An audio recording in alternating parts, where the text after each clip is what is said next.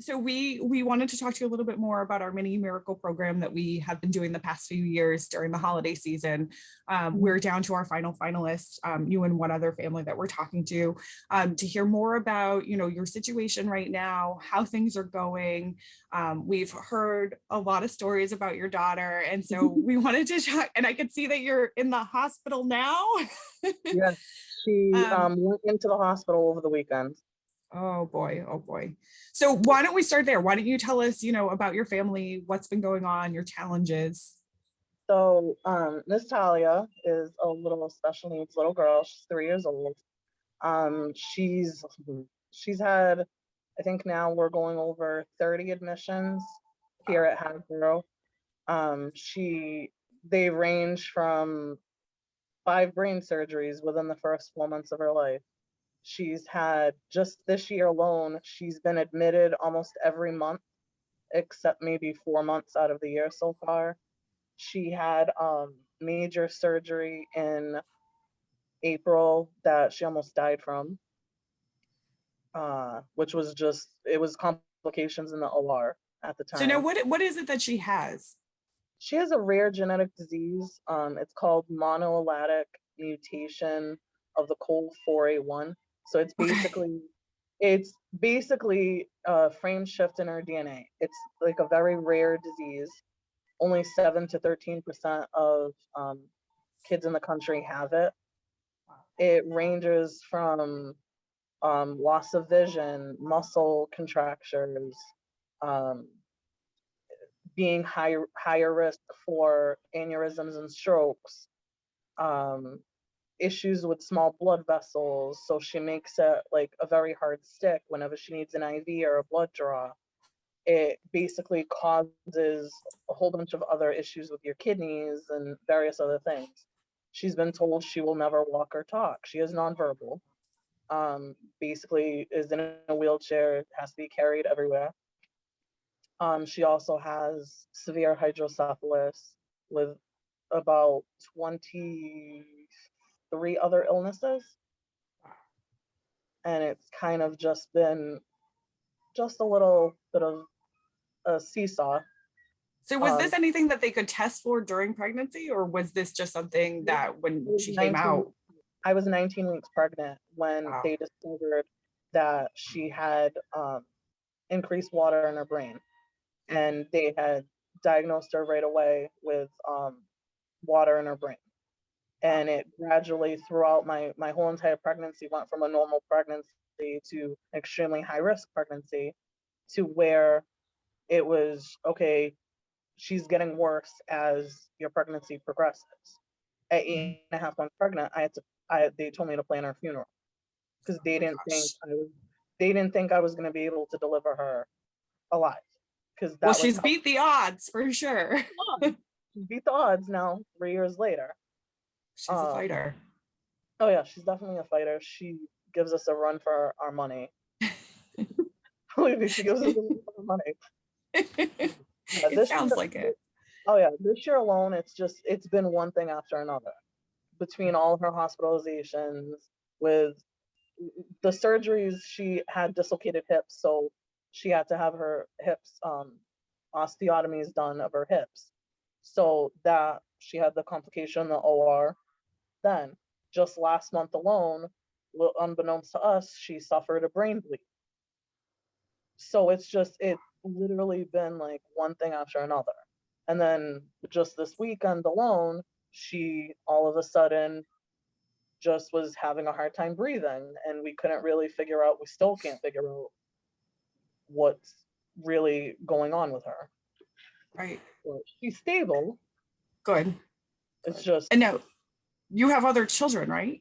we have 3 other children, 3 other girls. We have 4 girls total. Okay. Wow, you got your hands full anyway. Oh yeah. Oh yeah. 4 girls. Um, wow. So how has it been for them and you and your husband? It's it's a struggle. It's a struggle. It's a constant. We honestly, going into it when she was first born and everything, yes, it was a really big struggle. We didn't know because they've told us they don't have a life expectancy for her Wow. because she's had literally every severe thing that comes with this illness, she's had at such a young age, to the point that they can't tell us what, like, an expected life expectancy. They can't tell us that. Mhm. So it's just been, like the doctors say, bring her home, enjoy her, make memories with her. And that's what we honestly do with her. Has it taken a toll on our other children? Yes. Like, my older two are my stepchildren from my husband's previous marriage. Mhm. And our oldest, she handles it very well. Our two middles, like my oldest Your with my oldest, yeah. husband, 6-year-old, and my 12-year-old are the ones that take it the hardest. Mhm. Like, my 6-year-old, she has major separation anxiety. So when Talia's in the hospital, she'll go on a hunger strike and won't eat for weeks. Wow. She will have outbursts, like behavioral issues, just because her sister, she's extremely, extremely close to Talia and extremely close to me. So it's like, when she's here, she knows that mommy's away, Talia's away. Mhm. But the way me and my husband do it is we divide and conquer. I take the Of course. hospital aspect, he stays home with the kids. So at least, because he works for the city, so he can't take time off during the work week to come up and be here at the hospital. So it works for us for him to be home with the kids, and then me do the drive back and forth to Mhm. Hasbro to be here, meet with the doctors, and Right. discuss what is going on with her. Right. Wow. Like, you guys are incredible. I mean, it's amazing that you are, awake at this point. I mean, at this point, I think I'd be sleeping nonstop, because wow, you guys have a lot going on, and He's my best friend right now. amazing. Now, what about excuse me. What does a typical day for Talia look like when she is home?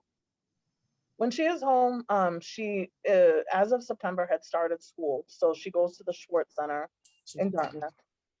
So we get her ready for her nurse and I get her ready for school. We send her off to school. She does her various things at school, from physical therapy, everything. They do amazing with her there. Then she comes home, and then depending on what time I'm working, Mhm. like, I'll meet with her nurse, we'll do the switch off, and then I'm with her the rest of the time throughout the night if we don't have a night nurse. Okay. And then that's basically our whole ammo. Then we have the occasional doctor's appointments, and yesterday she was supposed to have 4 doctor's appointments that I've had to reschedule because she was going to be here. But it's always something with us. We're always constantly on the go. So you mentioned you have a nurse. So is that it sounds like not always constant, but do you have a nurse most days? No, we do. We have a full-time nurse, and then we Okay. have a time night nurse. Okay. So our full-time nurse, she's amazing. We absolutely adore her. She does amazing with Talia. Talia loves her. That's her little best friend, her bestie. I love Those that. two, those two are inseparable. I couldn't ask for a better. And then we have two amazing night nurses that help us a couple nights a week, Awesome. just so I can get a full night of sleep and not have to be up and listening to a monitor. Right. But she does good. Now, so if you don't mind me asking, is this all covered by insurance? Some stuff is, some stuff isn't. Like, Talia has dual insurances, Okay. so it as of right now everything's being covered. Oh, good. But like Good. recently we had an issue with her wheelchair breaking. And Okay. then it was kind of like, okay, what are we gonna do? And then we ended up, amazingly, the school, the physical therapist at the school, and this someone from the seating company ended up repairing it. So because Oh, awesome. it was a minor thing but we were gonna have to wait almost 3 months to get replacement parts. Wow. And I'm like, okay, what am I supposed to do in the meantime? Because there's no loaners. We didn't have a backup seating system. So how is she Mhm. going to go to school? So she would have to have been out of school all this time unless I came up with a different way of her getting to school. Like I did Right. end up bringing her to school a couple of days because we figured out between everything that I had in the house, whether it be like a normal stroller and carrying all her medical equipment there. Mhm. Certain Wow. stuff I know the insurance will possibly would cover. Some stuff we don't know. Like I know in school they've gotten her, amazingly, after everything that she's been through, they've gotten her to take her first steps. We were Oh told my she God, was that's really, amazing. they got her to take her first steps with a couple Wow. with equipment there at the school that we don't have. Right. There's a lot of things that they're trying with her at the school that it's not like we can do it at home because we don't have that stuff at home. So what equipment would you want at home that you don't have at home? Like a couple of things that they use and like use at school that work well for her was like a tumble form. We don't have a tumble form. We just have like different types of chairs that we've bought on our own for her. Mhm. She uses the pacer at school, like a gait trainer pacer. And is That's that's to help her walk? yes, that's one of the things that they use to help her walk. Okay. Wow. And so none of that would be covered by insurance at all. It might be, we've never put in for it. Okay. We don't even, they would have to get a script for it and then go through the channels. And even Okay. if we were to get it, it would be months before we would know, even if it was approved. Oh, wow. Wow. Yeah, the medical system.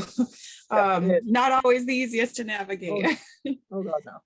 What else would make your life easier at home with Talia, or your other children's lives easier? Or what would they want if they could, have anything? Is it just more quality time together? Is it Honestly, more quality time together, because our life is constantly either in and out of a hospital. Mhm. Like, perfect example, Saturday alone, when we were here my husband and I were here at the hospital between St. Luke's and Hasbro, we had our kids put up our Christmas tree, and that's a tradition that we do together that we weren't able to do together this year. Mhm. And they put up the Christmas tree because they wanted their sister to have something to look at when she got home, because they didn't know, what she gonna come home that night, we didn't know. So Mhm. their whole thing is wanting to do more stuff as like a family, Okay. because our life, like I said, is constantly in and out of a hospital. You Right. never know. Never know. Like we went last year with not one admission except for one. Wow. This year we've been here almost every month with various things, respiratory illnesses, where she's here almost 2 weeks, to the surgeries in April and May, to then last month the brain bleed. It's always been something. Is each visit weeks at a time? Like it's never something just in and out with a couple of days. It's always weeks at a time. Like in June, she was here for like 3 days. It was like she had gotten a respiratory illness. She was here for, I think, like 2 or 3 days. But every other time that she's been in this year alone has been like a minimum of like a week to 2 weeks. Last month she was here from, I want to say it was the beginning of October to right before Halloween. Wow. Like it Wow. varies. Like with her, like if she gets, like an example, if she gets a respiratory illness, you never know how her body's going to handle it. Mhm. So it could be a short stay. It could be a couple of weeks. She one time got like what would be for us like a common cold. She was in the ICU for a month. Wow. Wow. It all depends on how her body handles Reacts to whatever it anything. is, reacts to anything. Wow. She sounds like such a fighter. We've seen some of the pictures on your page that you have, and she's amazing. So resilient, and just, Yeah. wants to enjoy life and like everybody else. With grace. Yeah.